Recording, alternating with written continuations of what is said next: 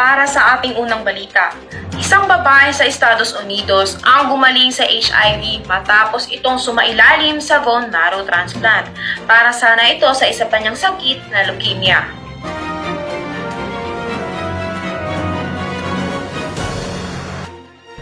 Idineklarang ikatlong pasyente ang isang babae sa Estados Unidos nang gumaling sa sakit na HIV at ito ay pinresenta sa medical conference noong nakaraang February 15, 2022. Ayon sa mga doktor, stem cell mula sa isang HIV-resistant donor o natural na virus ang ibinigay sa pasyente na mag-iisang taon ng anilang in remission ng HIV ng pasyente.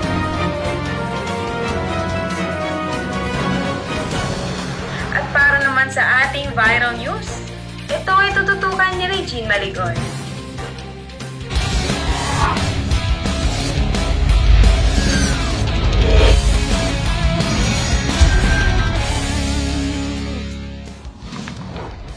Magandang araw, Pilipinas! Ito na nga, ang dance challenge na Paro-Paro G ay siyang nangungunang dance craze ngayon sa mobile application na TikTok. Pero saan nga ba ito nagsimula at sino-sino ang sumubok sa nabanggit na dance challenge? Ang Paro-Paro G ay isang song remix na ginawa ng isang Filipino DJ na kilala bilang DJ Sandy. Kanyang in-upload ang song remix sa kanyang TikTok account.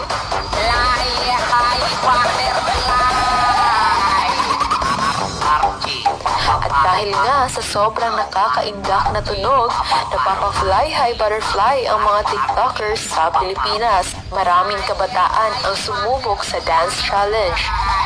Pati mga artista sumali na rin, katulad ng mga host sa programang Showtime na sina Vice Ganda, Vong Navarro at Ogie Alcacid.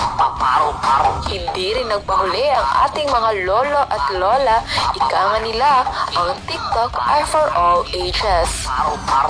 Ang nakakamangha pa rito ay hindi lamang sa Pilipinas ang naakit sa Paro-Paro G dance, kundi umabot na rin sa ibang panig ng bansa. Tuloy pa rin ang pag-akyat ng bilang sa sumusubok sa Paro-Paro G dance. Kasalukuyang 4.9 million videos na ang nasa TikTok. Ito po si Binibining Regine para sa Balitang Trending. Back to you, Nor. Naku, mukhang patok na patok nga ang Paro-Paro G dance. Maraming salamat, Regina. At para naman sa ating Pampagood Vibe News, isang grupo ang nabuo dahil sa isang hobby na roller skating at sinamahan din nila ito ng dancing, kaya nga raw tinawag silang Skate Bomb Girls. Snake Walk, Shoot the Duck, Tornado. Ilan lamang ito sa mga moves ng Roller Squad o Skate Bomb Girls na noon lamang silang nagkakilala through online. At simula nga noon, ang roller skating na ang naging banding ng magbabarkada. Since nabakante lahat, nagkaroon ng time to explore new hobbies, maraming pumasok into roller skating. We actually met through Everywhere We Skate PH. It's an online community of roller skaters na binuo siya to have a safe space for those with experience and those who are also new to the sport. So, dun kami nag-start. Dahil sa hilig nila sa pagsasayaw habang nagro-roller skate, naisip ng kanilang grupo na iparehas ito sa pangalan ng Sex Bomb Girls na kung tawagin silang ngayong Skate Bomb Girls. Get out!